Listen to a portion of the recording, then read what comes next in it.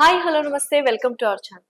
ప్రముఖ ధర్మశాస్త్ర నిపుణులు మనకు సుపరిచితులు డాక్టర్ కాకునూరి మూర్తి గారు మనతో పాటు ఉన్నారు. నమస్కారం అండి. నమస్కారం అమ్మా. ఎలా ఉన్నారు? క్షేమంగా ఉన్నాను తల్లి. సో యువత అన్నారు కాబట్టి ఇప్పుడు చాలా మంది పెద్దవాళ్ళు ఇంట్లో పిల్లలు ఉంటే టీనేజర్స్ కానీ 16 ఇయర్స్ 17 ఇయర్స్ పిల్లలు ఉంటే కొంత బూతు బొమ్మలు చూడడము, వాళ్ళని మందలించడము, పార్న్ మూవీస్ ఇవన్నీ చూడడము తప్పు అంటారు. సో అటువంటిది దేవాలయాల్లో బూతు బొమ్మలు ఉంటాయి, అశ్లీల బొమ్మలు ఉంటాయి, లేకపోతే శృంగారానికి సంబంధించిన శిల్పాలు మనం అనేకము చూస్తుంటాం. ఆ దేవాలయానికి చిన్న పిల్లల దగ్గర నుంచి ముసలి వాళ్ళ వరకు వస్తారు. మరి అదేంటి, దాన్ని ఎలాగా మీరు ఈక్వలైజ్ చేస్తారు? మనకు ఈ దేశం ఎంత గొప్పది అంటే తల్లి, శృంగారాన్ని కూడా ఒక శాస్త్రంగా, ఇది కూడా 64 కళలలో ఒకటి అంటూ గుర్తించిన దేశం ఇది. ప్రపంచం అంతా వెర్రితలలు వేస్తూ ఉంటే ధర్మబద్ధమైన జీవితం గడపాలి అంటూ మన్మథ దహనం చేసే ఆ సందర్భాన్ని పురస్కరించుకొని కామ దహనం అన్న పేరిట హోళీ అన్న పండుగను కూడా నిర్వహించుకునే దేశం ఇది, సంస్కృతి ఇది. దేవాలయాల పైన బూతు బొమ్మలు ఎందుకు అంటూ ప్రశ్న వేసుకున్న ఒకనొక పండితుడు తాపీ ధర్మారావు ఆయన పేరు, ఒక పుస్తకమే వేశాడు. దేవాలయాల పైన బూతు బొమ్మలు ఎందుకు, తాపీ ధర్మారావు గారు ఒక పుస్తకం వేశారు. ఏమిటి ఇందులో ఉండే రహస్యం? ధర్మము, అర్థము, కామము, మోక్షము అనే చతుర్విధ పురుషార్థాలలో మోక్షం చూసినవాడు లేడు. పైకి వెళ్ళి ఇంద్రుడి వద్ద ఆ రంభ డాన్స్ చేస్తూ ఉంటే ఇంత బాగా చేసింది అంటూ చూచి తిరిగి వచ్చి చెప్పిన వాడు ఎవడు లేడు. అంతా వర్ణిస్తారు. ఈ 3 మాత్రం మనకు తెలుస్తాయి: ధర్మము, అర్థము, కామము. వాత్స్యాయనుడు అనే మహానుభావుడు, బాభ్రవ్యుడు, ఇంకా చాలా మంది ఈ అంశం మీద వ్రాసిన ఆ పుస్తకాలలో ఎంత ధర్మం చెప్పబడి ఉంది ఆలయాల గురించి, ఈ విగ్రహాల గురించి, ఆ మూర్తి రూపాల గురించి. అంటే ఇలా ఉండకూడదు అనే బోధ, ఏ సమయంలో ఎలా ఉండాలో చెప్పే బోధ ఈ చిత్రపటాలలో ఉంది. బాల్యే విద్యా గ్రహణోదీనత్వాన్ కామంచ యవ్వనే, ఇది వాత్స్యాని కామసూత్రాలలో మొదటి అధ్యాయంలో 2వ సూత్రం.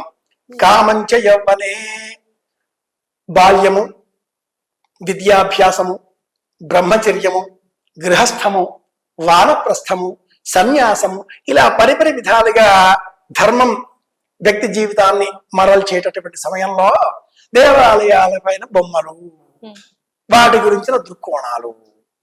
ఎప్పుడు కూడా ఎవరు చూసినా కూడా ఏం చెప్తారంటే 2 ఆలయాలు చాలా ప్రసిద్ధంగా చెప్తూ ఉంటారు. అదేదో చాలా పేరు పొందిన ఖజురాహో ఆలయం అంటారు, లేదా ఒరిస్సాలో ఉండేటటువంటి సూర్య దేవాలయం అంటూ ఉంటారు. సూక్ష్మంగా మీరు గమనించండి, ఒరిస్సాలో కోణార్క సూర్య దేవాలయంలో చక్రం చూస్తూ ఉంటారు కదా, ఆ చక్రాన్ని మీరు ఎంత నేర్పుగా చూశారో లేదో తెలియదు కానీ ఆ చక్రంలో భార్యాభర్తలకు సంబంధించినటువంటి ఏకాంత సేవ సంబంధించినటువంటి చిత్రం 3 గంటల సమయంలో ఉంటుంది. ఆ చక్రంలో ఉండే పోక్స్ అంటాం కదా, ముళ్ళు, అవి కాలాన్ని సూచించేవి. 12, 3, 6, 9 మధ్యలో వచ్చే ఆ పోక్స్ పుల్లలు ఆ ఆలయం పైన సూర్యకాంతి పడే చక్రాకారంలో కాలాన్ని నిర్ణయించే సూచించే గడియారం అది.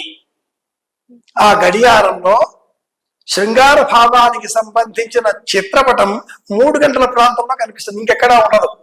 దేని గురువు గారు 3 గంటల? ఆ సమయంలో ఇల్లాలితో ఏకాంత సహజీవనం గడపాలి, ఇతర సమయాల్లో కాదు. దేవాలయాలు అంటున్నావు కాబట్టి అమ్మాయి, లలిత సహస్రనామావళిలో ఉండే ఒక నామాన్ని కూడా ఉదాహరణగా తీసుకుంటే ఈ విషయం సుబోధకం అవుతుంది. స్తనభార దళం మధ్య పట్టబంధ బలిత్రయ ఒక నామం. ఇలాంటి చాలా ఉన్నాయి. స్తనముల బరువు ఎక్కువైన కారణం చేత శరీరం కాస్త వంగడంతో నాభి వద్ద మడతలు పడినట్లుగా అమ్మవారి దేహం ఉంది అంటూ ఆ శ్లోకార్థం చెబుతూ ఉంటారు. ఆ నామానికి అర్థం వళిత్రయంచారుపభాసభాతి. కాళిదాస మహాకవి అద్భుతంగా కావ్యం చేస్తూ కుమార సంభవంలో కూడా పార్వతీదేవి వర్ణిస్తాడు. నడుము పైన మడతలు పడింది అన్నట్లుగా, నాభి వద్ద అన్నట్లుగా. ఇవన్నీ చిన్న పిల్లల్ని వెంట పెట్టుకుని పెద్దవాళ్ళు ఆలయాలకు వెళ్ళినప్పుడు ఆ పిల్లలు చూస్తూ ఉంటారు కదా అని ప్రశ్న. చూచినటువంటి ఆ ఛాయారేఖ లేక దృక్కు అనేది వాళ్ళల్లో కుతూహలం కల్పించకుండా జ్ఞాపక చిత్ర ఫలంగా మాత్రమే మిగిల్చేటట్టుగా పెద్దలు ప్రవర్తించాలి. వాడికి ఇది తెలియకపోతే వివాహమైన తదుపరి ఇల్లాలతో ఎలా ఉండగలుగుతాడు? ఇదే జీవితం ఇప్పుడు కాదు సుమా. ఏకాగ్రత అన్నింటినీ తొలగించుకుని లోనికి వెళితే కానీ మనకు అమ్మవారి దర్శనం కాదు. అన్ని తొలగించుకుని లోనికి వెళితే కానీ ఈశ్వర దర్శనం కాదు. సప్తపది అనే ఒక సినిమాలో విశ్వనాథ్ గారు ఒక అద్భుతమైన విషయం చెబుతారు. అర్చన చేసేటటువంటి ఆ అర్చకుడికి ఇల్లాలు అమ్మవారి రూపంలో కనిపిస్తుంది. ఉదయం లేవగానే అమ్మవారిని పూజ చేస్తూ ఉంటాడు. వివాహం జరుగుతుంది. మొదటి రాత్రి ఆ అమ్మాయిని చూడగానే అమ్మాయి కాస్త అమ్మవారిగా కనిపిస్తుంది. పూజ చేస్తాడు. భ్రమరవాసిని అనే ఒకనొక నవలలో కవి సమ్రాట్ విశ్వనాథ సత్యనారాయణ గారు ఈ అంశాన్ని సూచిస్తూ, ఎందుకు ఆలయాలపైన బొమ్మలు, ఎందుకు చిన్నారి బాలబాలికలు వాటిని చూచి అదే పనిగా ఆలోచన చేస్తారా, లేక వాళ్ళ జ్ఞాపకాలలో ఈ దృశ్యాలు మాత్రమే చిత్రీకరణగా రూపుదిద్దుకుంటాయా అన్న విషయాన్ని విశ్లేషణ చేస్తూ, పిల్లలకి వారికి తెలిసినంత మట్టుకి అవి చిత్రాలు, బొమ్మల మాదిరిగానే మనసులో స్థిరపడిపోవాలి. అలా ఉండడం కూడా పవిత్రత అన్న ఆలోచన కలగాలి. ఇల్లాలతో ఉంటే అది పవిత్రత, దాటితే అసహ్యం, వ్యతిరేకం, అసంబద్ధం, అనైతికం, అధర్మం ఇవి చెప్పడం కోసమే ఆలయాలపైన ఈ బొమ్మలు. అలాగే ఎవరికైనా కూడా సందర్భం వచ్చింది కాబట్టి వ్యక్తి జీవితంలో 2 నవ్వులు ప్రమాదకరం అంటుంది శాస్త్రం. ఒకటి పక్కింటి అమ్మాయి నవ్వు. ఆ అమ్మాయిని చూడగానే, ఆ నవ్వు చూడగానే పడిపోవాల్సి వస్తుంది. రెండవ నవ్వు పెళ్లి చేసుకున్నాక కూడా పక్కింటి అమ్మాయి నవ్వు. పెళ్లి చేసుకున్నాక కూడా పక్కింటి అమ్మాయి నవ్వునే గమనిస్తున్నావు అంటే పడిపోతున్నావు. ఇది ఇంకా డేంజర్. పెళ్ళ నవ్వునే చూడాలి. కాబట్టి పక్కింటి అమ్మాయి నవ్వు పెళ్లికి ముందు ప్రమాదమే, పెళ్లి తర్వాత ప్రమాదమే. ఆలయాలపైన బొమ్మలు చిన్నప్పుడు ప్రమాదమే, పెద్దయ్యాక ప్రమాదమే. కానీ వాటిని ధర్మబద్ధంగా మార్చుకున్నప్పుడు, ధర్మము, అర్థము, కామము అనే ఆ మూడింటిలో కామము 3వది. అది చెప్పడం కోసమే ఈ ఉదాహరణ. మొదటిది ధర్మం. ధర్మం అంటే ఏమిటి? ఎల్లాలు. ధర్మం కోసమే వివాహం చేసుకుంటున్నాను. స్త్రియముద్వహే, సంతానం కోసమని, ఆనందం కోసమని ఈ అమ్మాయిని నేను చేయబడుతున్నాను, ఈ అబ్బాయిని నేను భర్తగా అంగీకరిస్తున్నాను. ఇద్దరు ప్రామిస్ చేసుకుంటారు. కాబట్టి ధర్మము. ఈ ఇరువురు ధర్మబద్ధంగా జీవితం గడపడం కోసం కొంత డబ్బు కావాలి, అర్థము సంపార్జించాలి. దాంపత్య ధర్మం అది. తదుపరి కామము. ఈ 3 సవ్యంగా. ఇల్లాలతో కూడుకున్న కామము ధర్మబద్ధం. ఇల్లాలతో కూడకుండా ఉన్నటువంటి కామం అధర్మం. కాబట్టి ఆ ధర్మాన్ని అధర్మంగా మారినప్పుడు సంవత్సరం చివరలో ఈ సంవత్సరం అంతా ఏమైనా చేశానో ఏమో కామధారలో విడిచిపెట్టాలి. ఇంతటి సూక్ష్మమైన వివేచన ఉన్న కారణం చేత ఆలయాలపైన బూతు బొమ్మలు అతి బూతు బొమ్మలు కావు.